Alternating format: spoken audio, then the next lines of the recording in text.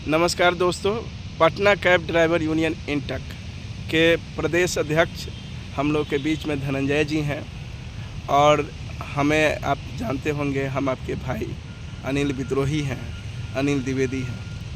अभी ड्राइवर भाइयों को लगातार कुछ समस्याओं का सामना करना पड़ रहा है। उसमें से एक समस्या है अनैतिक चालान का, अव्यवस्थित चालान का और पुलिस के द्वारा प्रताड़ना का।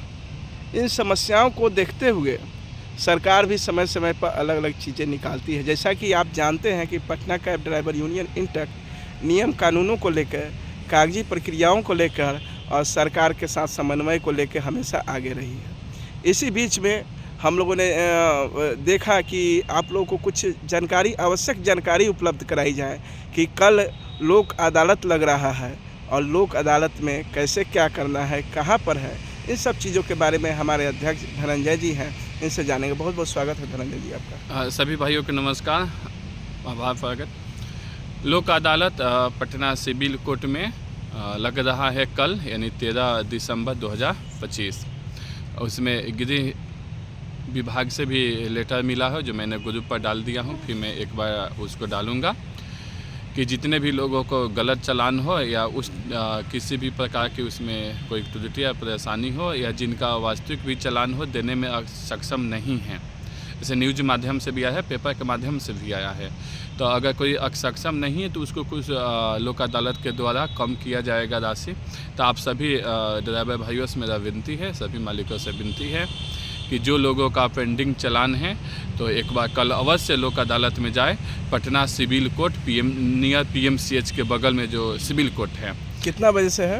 वहाँ तो ऐसे 10 बजे से कार्य चालू होता है, लेकिन 9 बजे तक पहुँचना जरूरी होता है, क्योंकि और भी जानकारियाँ वहाँ पर लोग एक्सपर्ट रहते हैं, उन लोग से जानकारियाँ लिया जाता है और उस आधार पर अपना पेपर जो भी होता है, हर गाड़ी का ऐसे हर एक पेपर लेकर जाना है, मालिक का अपना आधार पेन भी लेकर जाना है, ओरिजिनल जाना है जी। अच्छा। ओरिजिनल ले लीजिएगा और फोटो कॉपी रखिएगा, क्योंकि फोटो कॉपी जमा भी होता है जी। और चालान का कॉपी भी निकलवा लेना होता है जी।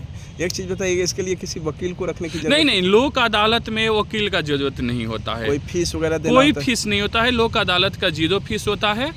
हमने इसके पहले बैंक का भी कुछ इशू था तो हम अपना खुद कराया हूँ और डायरेक्ट कराया हूँ। न वहाँ वकील की जरूरत होता है, न कोई फीस का जरूरत होता है। किसी का गाड़ी अगर मान लीजिए नहीं चल रहा होगा, उसके ऊपर EMI गिर गया होगा, तो उसका बार बार चेक बाउंस हो रहा है, ये हो रहा है, तो उसमें माफी के लिए बात है। उसका सेटलमेंट होता है, लोन सेटलमेंट भी होता है। अगर मान लीजिए 2 लाख रुपया हम 1 लाख रुपया में सेटलमेंट करना चाहते हैं, तो इस तरह से बार्गेनिंग करके बात जी बार्गेनिंग होता है।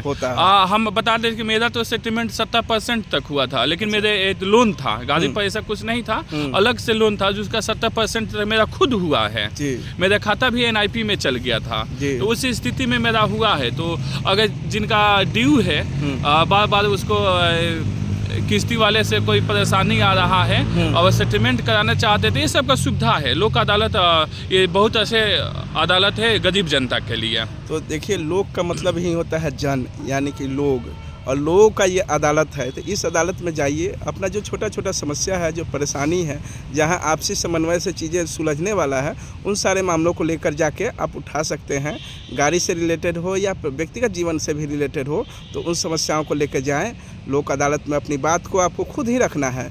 जो भी आपकी बात से रिलेटेड कागज़ पत्र है, वो सारा प्रूफ लेके जाएँ, सबूत लेके जाएँ। जज साहब रहेंगे, आप अपना बात रखिएगा, कंपनी के प्रतिनिधि रहेंगे, वो अपना बात रखेंगे, और उसके बाद आपके समस्या का ऑन स्पॉट निपटारा हो जाएगा। तो इस चीज़ का लाभ उठाएं। सरकार आपको यह सुविधा दे रही है, आप इसका लाभ उठाइए, फ़ायदा उठाइए और मस्त जीवन जीजिए। धन्यवाद दोस्तों।